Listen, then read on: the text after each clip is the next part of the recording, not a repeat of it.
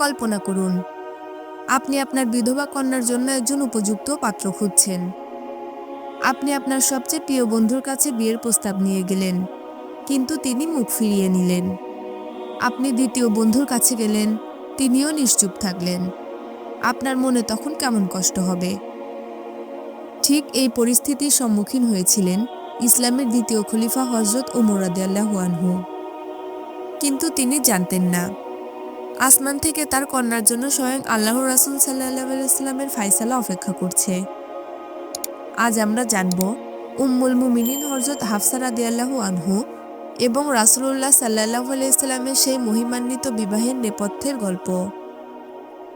হযরত হাফসা রাদিয়াল্লাহু আনহু এর প্রথম স্বামী ছিলেন সাহাবী খুনাইস ইবনে হুযাইফা রাদিয়াল্লাহু আনহু।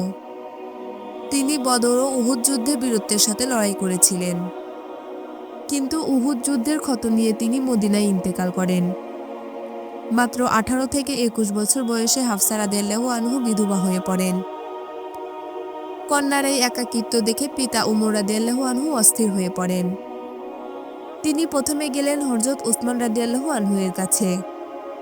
উসমান রাদিয়াল্লাহু আনহু তখন রাসূল সাল্লাল্লাহু আলাইহি সাল্লামের কন্যা রুকাইয়া রাদিয়াল্লাহু আনহুকে হারিয়ে শোকার্ত ছিলেন।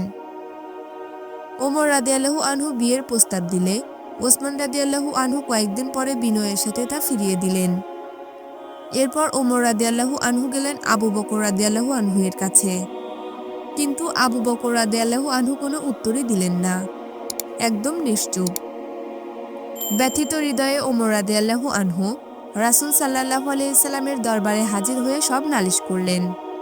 তখন নবীজি সাল্লাল্লাহু আলাইহি ওয়াসাল্লাম মুস্কি হেসে বললেন, হাফসার জন্য এমন স্বামী জুটবে যে উসমানের চেয়ে উত্তম, আর উসমানের জন্য এমন স্ত্রী জুটবে যে হাফসার চেয়ে উত্তম। এর মানে ছিল নবীজি সাল্লাল্লাহু আলাইহি সাল্লাম নিজেই হাফসা রাদিয়াল্লাহু আনহুকে বিয়ে করবেন এবং ওসমান রাদিয়াল্লাহু আনহু এর সাথে নিজের অন্য এক কন্যার বিয়ে দিবেন। ৩রা হিজরির শাবান মাসে এই ঐতিহাসিক বিবাহ সম্পূর্ণ হয়।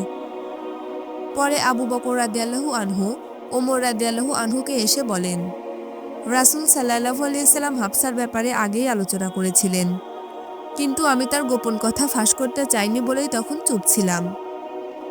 যদি নবীজি প্রস্তাব না দিতেন তবে আমি তাকে বিয়ে করতাম। হযরত হাফসা রাদিয়াল্লাহু আনহু শুধু নবীজির স্ত্রী ছিলেন না, তিনি ছিলেন অত্যন্ত মহিয়সী নারী। জিবরাইল আলাইহিস সালাম নবীজিকে এসে বলেছিলেন, হাফসা অনেক রোজা রাখেন এবং অনেক সালাত আদায় করেন, জান্নাতেও তিনি আপনার স্ত্রী হবেন। ইসলামের ইতিহাসে তার সবচেয়ে বড় অবদান হল হযরত আবু বকর রাদিয়াল্লাহু আনহু এর আমলে সংকলিত কুরআনের আদি পাণ্ডুলিপি তার কাছেই আমানত রাখা হয়েছিল। এই ঘটনা আমাদের শেখায়, যখন মানুষ আমাদের ফিরিয়ে দেয় তখন নিরাশ হতে নেই। হয়তো আল্লাহ আমাদের জন্য তার চেয়েও উত্তম কিছু লিখে রেখেছেন।